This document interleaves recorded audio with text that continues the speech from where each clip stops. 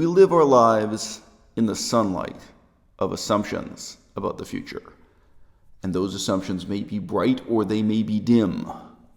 But passing overhead, always, are the shadows of those assumptions we had about our past that we still have to question, where we wonder if those assumptions in our past might have been false, if everything today might have been different, if we'd taken some other road, option, or strategy.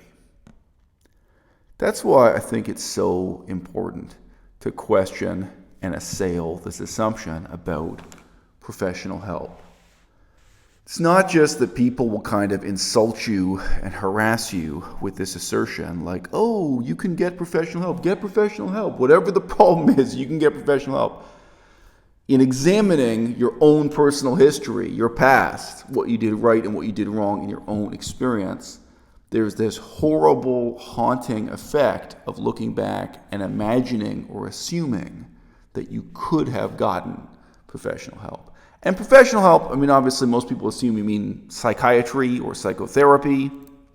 I would say it even extends to things like applying for welfare, applying for some kind of government assistance. You can live your life thinking, oh, everything would have been different if when I finished college, I'd filled out that form and gotten that assistance. And then 10 years later, you find out, that's not the way it works. If you'd filled out the form, you would have been refused. There was no option. The first time I went to university, I never asked for any help from any of the job counselors, career counselors, or the office that gives you special opportunities, the office that gives you scholarships and this kind of thing, bursaries. And then the second time I went to university, I was like, okay, I'm not making that mistake again. This time I'm going to knock on every door. I'm going to ask for professional help from whoever can possibly give me professional help on this campus. And you know what I found out?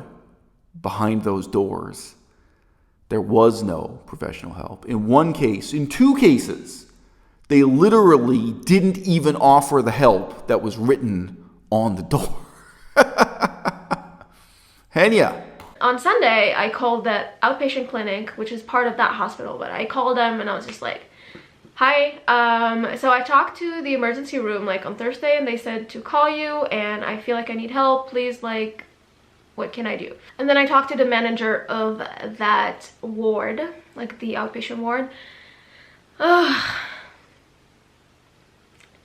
I don't remember anything more discouraging than that, honestly. She was like, first of all, we can't help you because you need to be sober. And you need to be sober for 3 months. And as we can see, you have an addiction. So that's a no from us. But then I was just I was getting really pissed off. I was just like, I mean, you're taking something away from me, but you're not giving anything back. And there's no way that I can cope with this on my own. And why are you doing this? Why aren't you helping me? Why this? Why that? Do I really need to come there and just fucking try and kill myself in front of you? Or what? I always feel like I fall in between the chairs. Cause I'm not suicidal enough to be hospitalized, but I'm too crazy to just be in an outpatient clinic. Yeah. My core belief is that I do not believe I can get help because I am fucked up to the point that there is no help. So yeah, I was really vocal about it on my Instagram and everyone said, go get help, Henya, you deserve it, and blah blah blah. And I was just like, you know what, fuck this, I fucking deserve help, I mean, yeah. Silly me. I went to a mental hospital, to the emergency room, which I knew they could not do anything to help me, nothing whatsoever. And I knew that. I still went. I went with my friend Adam. He stayed with me for 4.5 hours just waiting for someone to look at me. It was so frustrating because I just hate the way the psychiatric system, the public system, just looks at people. I talked to the psychiatrist. She was actually really nice. And she said at the beginning of the thing, she said, there's nothing we can do to help you.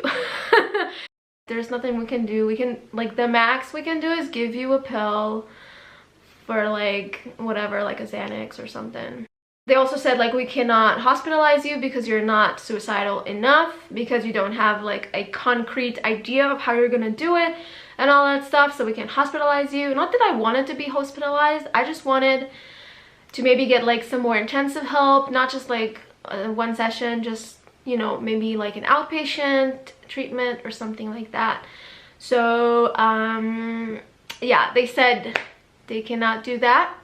They can only give me a pill, and I said no thank you.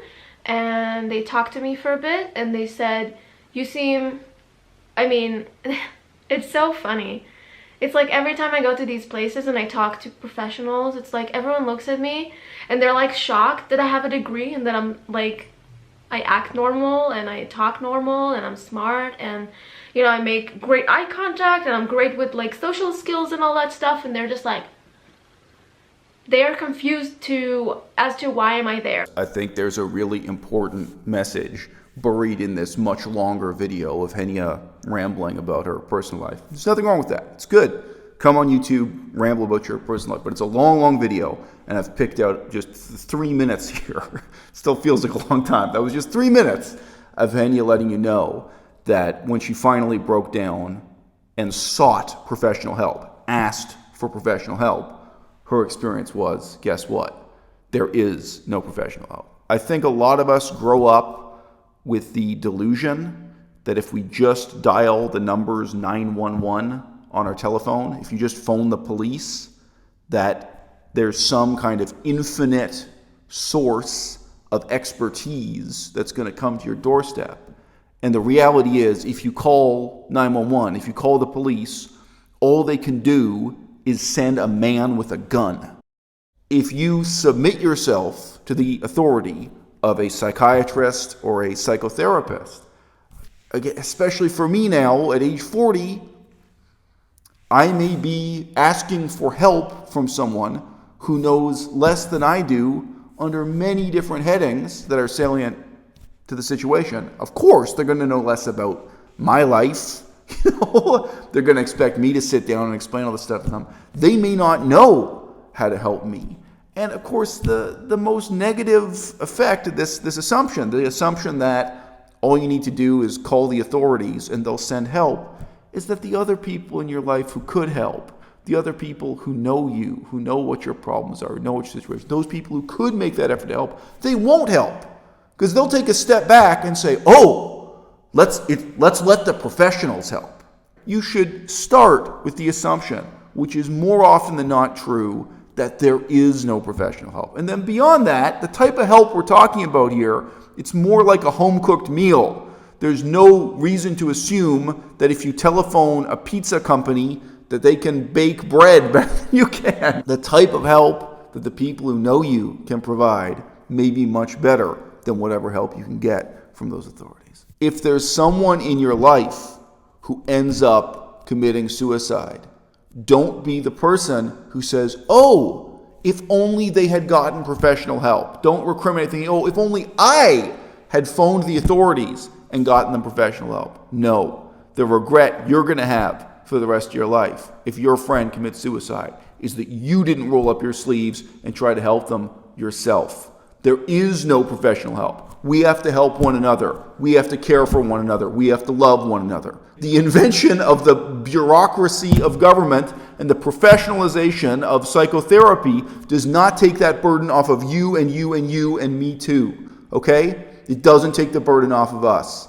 And I think that's the most insidious element of this cultural assumption that somewhere just out of sight, the police and the ambulance company have a crew of psychotherapists who can solve everyone's problems, all right?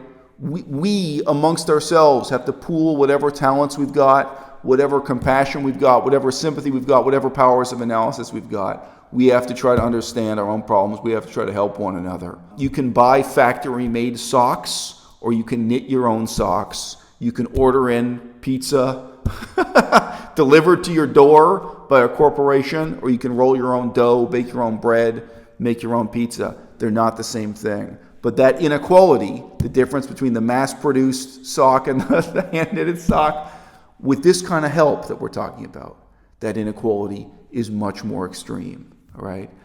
Maybe you imagine that in a perfect world, there's somebody called a psychiatrist or a psychotherapist or a career counselor or a social worker who can help you in ways that your parents can't, your friends can't, your casual acquaintances on the internet can't, all right? But this is a very imperfect world. And what you're going to find when go out, go out, do what I did at my university, knock on every door, ask for help, do it with an open mind and a clear analytical mindset. But when you do, what you're going to find is, as you open those doors one after another, there is no professional help. The onus is on us to help one another and to help ourselves.